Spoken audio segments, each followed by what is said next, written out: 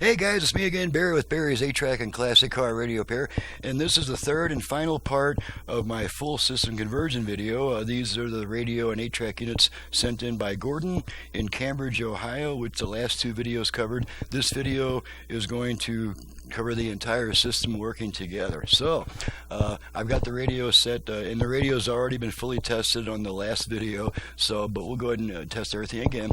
I've got it set to the one strong AM station I get. Let's turn it on. Burnt.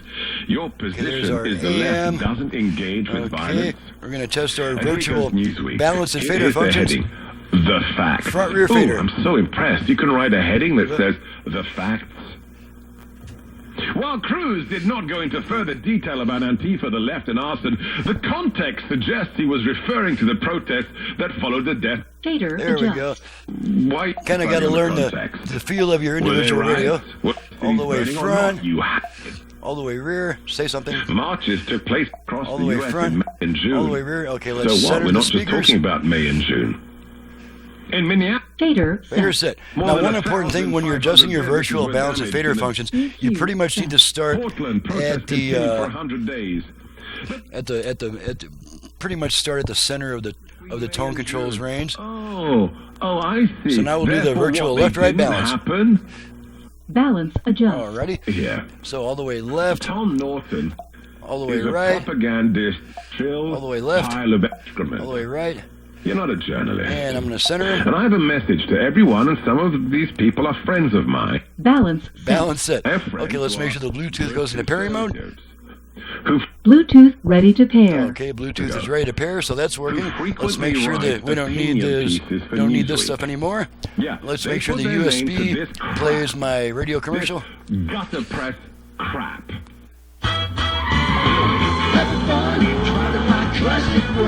Okay, there's that. Pull that out, radio comes back. Okay, now we're going to switch to FM, which we do on this model by turning it off and then right back on within about half a second. So here we go, off, on. Now we're on FM. I have all 5 presets set to stations in my area for a quick test. Who said that she won't? Administration has put us at a significant. Alright, so there's our FM. Okay, last but not least, the 8-track. And now you're going to want to turn your radio down a little bit before you put an 8-track in there, because I've got the 8-track set pretty hot to bring out the brightness that's lost over the years with worn tapes. So let's go ahead and pop in some Neil Sedaka here.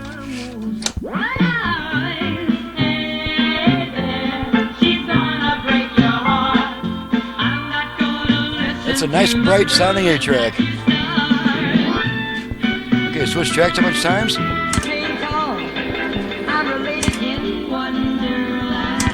When your flags are unfurled, so don't you ever call her that guy. When you hold my hand, I'm a prehistoric man. I go, hey! Like a bear.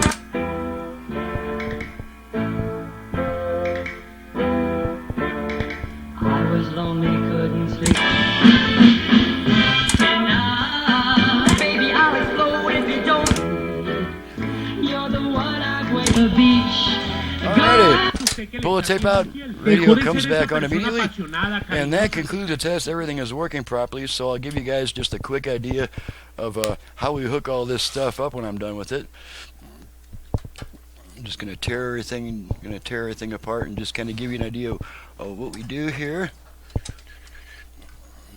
Okay, now when I do a full system conversion like this, on the radio,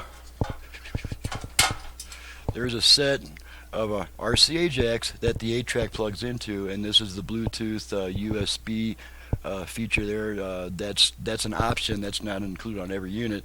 Okay, that's our USB dongle there. This is the new harness that goes on the radio, and this is just a control wire that connects to the 8-track.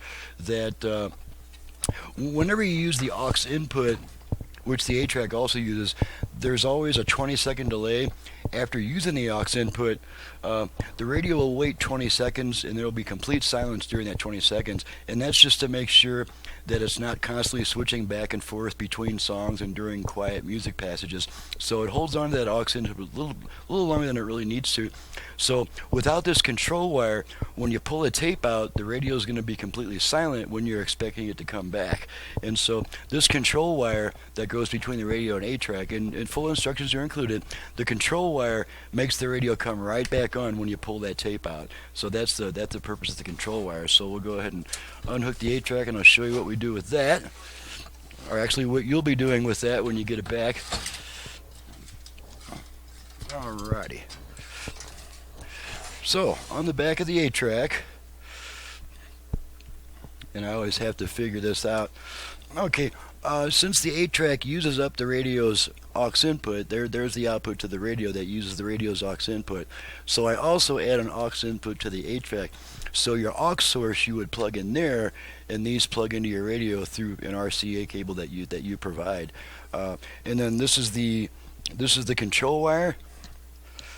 And it has a little connector on the end. It has what they call a bullet connector, and that's so you don't confuse it with the main hot wire, because the 8-track also needs your hot and ground.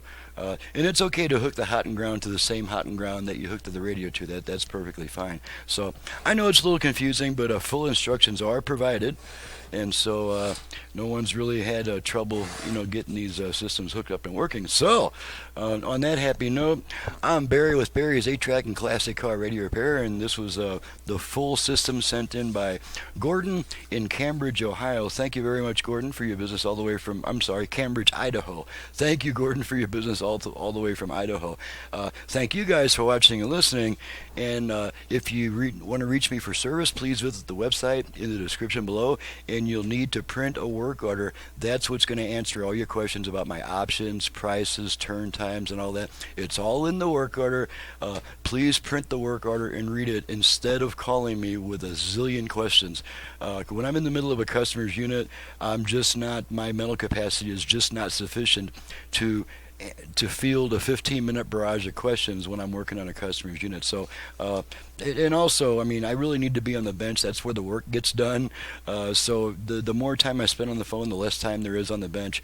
So I pretty much have to insist that you visit my website and print a work order before calling me, and you'll find that you don't even need to call me once you've read the website and the work order. So thanks again, guys, and we'll see you next time. This was part 3, the final part of Gordon's full system conversion.